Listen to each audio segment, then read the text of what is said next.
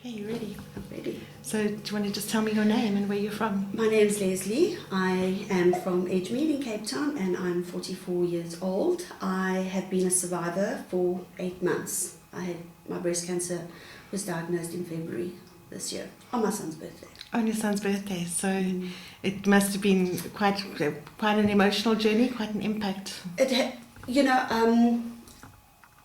A lot of people ask me, how do I feel? And to be perfectly honest with you, it's only been 8 months into the process, but it's been quite a whirlwind from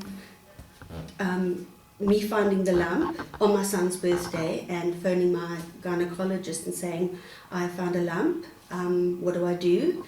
And him saying, go to the breast clinic if they need to chat to me, I'm here all day. And they were fabulous there. I phoned, they were busy, but they slotted me in for a mammogram. I'd never had a mammogram before. I'd never been told to go have a mammogram before. Maybe because we've got no history of breast cancer in our family. And that afternoon, on my son's birthday, I had to go to Kingsbury, because that's where my gynecologist is, and have the mammogram. They found something on the mammogram. I had to have the ultrasound, and they did the biopsy then and then. Came home, and I was still in a daze about finding the lump, and I told a few people, and everybody was like, was it sore? If it's sore, it's not cancerous. And everybody was Googling, Dr. Google, and don't worry, it's most lumps, it's nothing wrong with it. But inside of me, I just knew that it was going to come back as being positive for cancer. So the whole of the Wednesday, I sort of plodded through my day, and the Thursday morning early, my gynecologist phoned me to tell me it was positive for breast cancer, stage 1. And my initial reaction was everything went into slow motion. Everything. I felt like I was in a movie, where everything stops and you're walking through, and that's how it felt for me. It was just like, even though I expected it to be positive, when your doctor says it's positive for breast cancer, it's just, your whole world just implodes. It is the most surreal feeling. And the irony was, I had been to see him 3 weeks before for my annual checkup, and he found nothing. And he kept saying to me, you're such a good girl. He's quite a character. He's a lovely man. And he referred me immediately to my surgeon, who is fabulous, and said, go and see her. And I then had to phone my husband to tell him. And I think initially he took it harder than I did, because I think I had to be strong for him. We decided not to say anything to our son. How old is your son? He turned 12. Okay. So we decided not, because he's quite an inquisitive child, so we didn't want him to ask questions that we can't answer. So I managed to get an appointment with the surgeon for the Wednesdays. We told sort of my in-laws, and I told a few friends, I told my parents, and we told a few teachers at my son's school, just because I was sort of acting a bit and there was going to be a process down the line. And that Wednesday we went to see her. She scheduled the surgery for the Tuesday. I only had to have a lumpectomy because they believe in breast conservation surgery, and because it was stage 1, she said the lump was quite small, so we could conserve my breast. And that night, after we'd seen the surgeon, we told our son, and I couldn't get the words out. My husband I just sat there looking down thinking, how do you tell a 12-year-old boy that his mom's got breast cancer? And the first words out of his mouth were, are you going to die? And that's, I think, what stuck with me through this whole journey, is that everybody hears cancer and they think death. That's all they hear. And that's not true. And I wanted him to know that some cancers are curable. Obviously he doesn't know, it can come back and all that, but he's seen me go through it. He saw, the surgery because it was sore. And that's been a blessing, in the sense that because he has a parent or mom who's got breast cancer. He talks about it. I've heard him talk to his friends about it. And it's educated him in a way about, because he's not at puberty yet, but he's going to go there and he's going to be more aware of his body, girls' bodies. And I hear him talking about it to his friends, don't pull bra straps, that kind of thing, which has been good.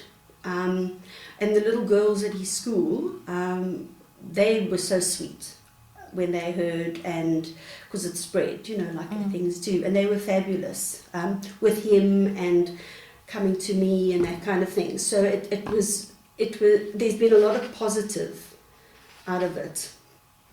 So I had the surgery, lumpectomy. I was in hospital for about 3 days, and then I had to go for radiation. And the surgery was the easy part of the journey. Radiation is, sure, it's brutal. I can't comment on chemo, but for me, the radiation was awful. So you didn't have to have chemo? No, thank goodness. But I had 30 sessions of radiation.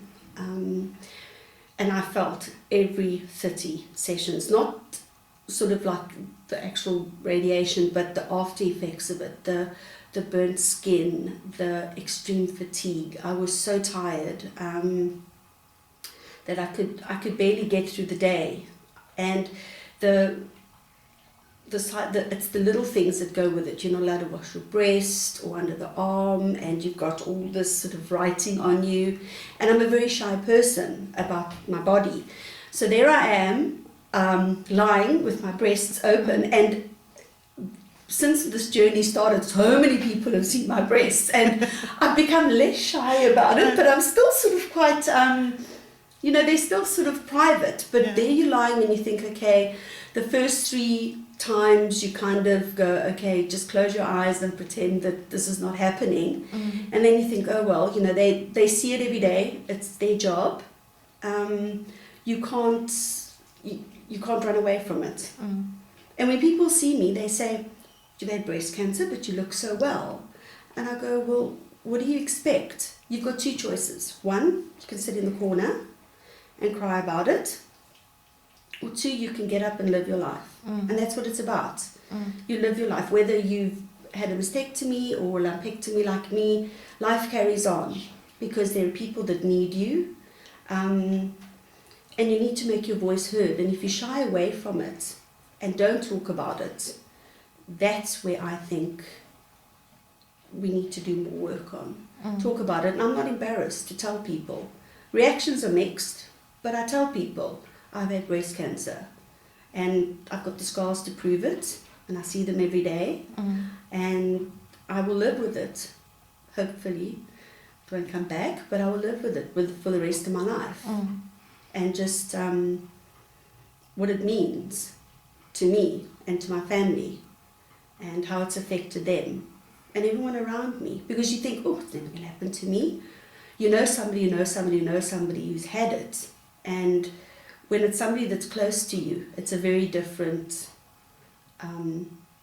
situation because it's so close. You can see how that person feels, the pain they go through, the emotions they go through. Yeah. And you said in the beginning that your husband took it harder than you did. In the beginning, he did, yes. I think, breast cancer, I say to people, it's more than just a lump. It's all-encompassing. So many other things happen afterwards. And part of breast cancer is not only you, the person that's going through breast cancer, but your family, your husband and your children.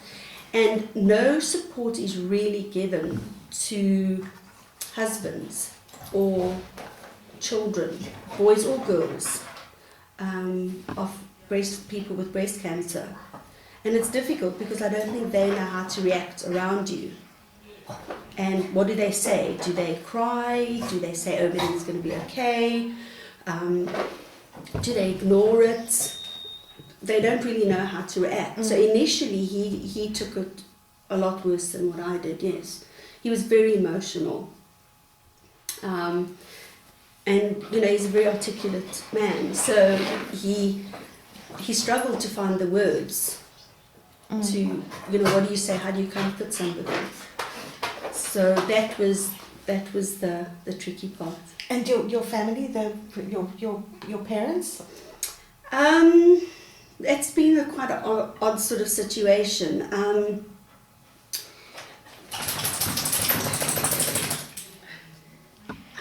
How do I put? They've been. They know about it, but it's like, okay, you've got breast cancer, but you'll be okay, and that's it.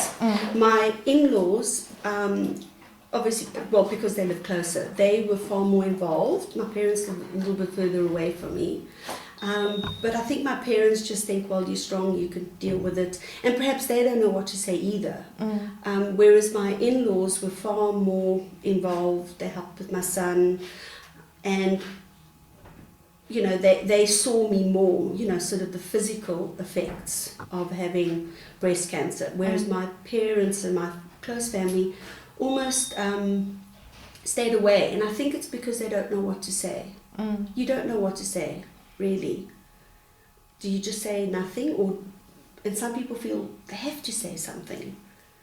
But my friends were fabulous. My nanny at home was fabulous. My surgeon, the support I got afterwards, my oncologist, absolutely fabulous. It's amazing what it brings out in people.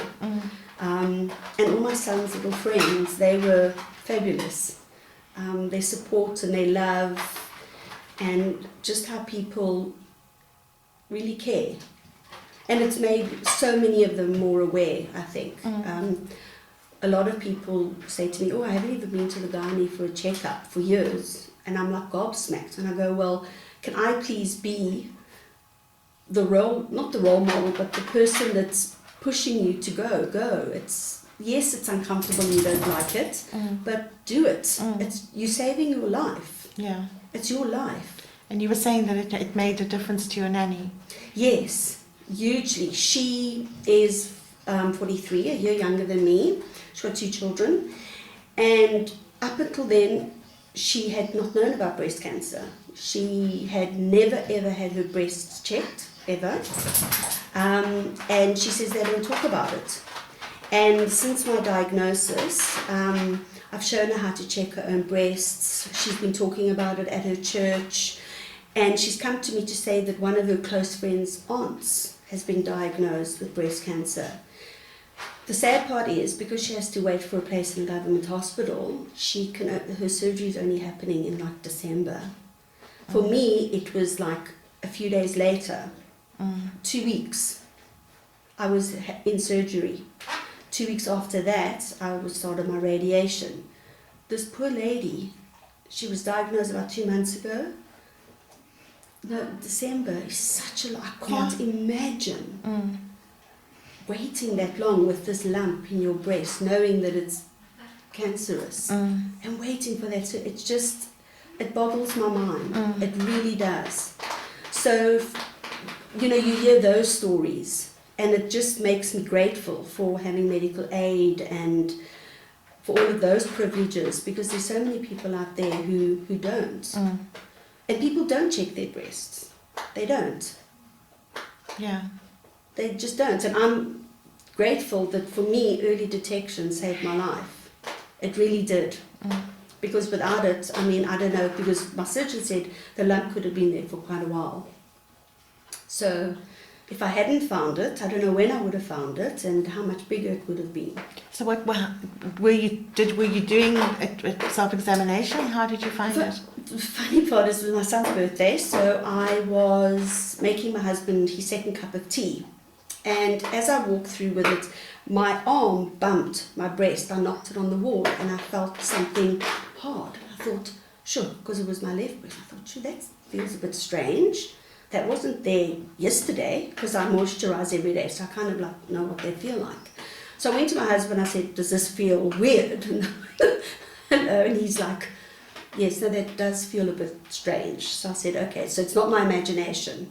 And then that morning, after they went to work and school, I phoned my gynae and he referred me.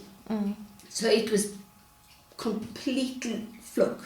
complete, I wouldn't say luck, is it? But it was just, I just felt it, and there it was. And it wasn't there the day before, and it wasn't there 3 weeks before when I'd seen my gynae and he'd done my breast exam.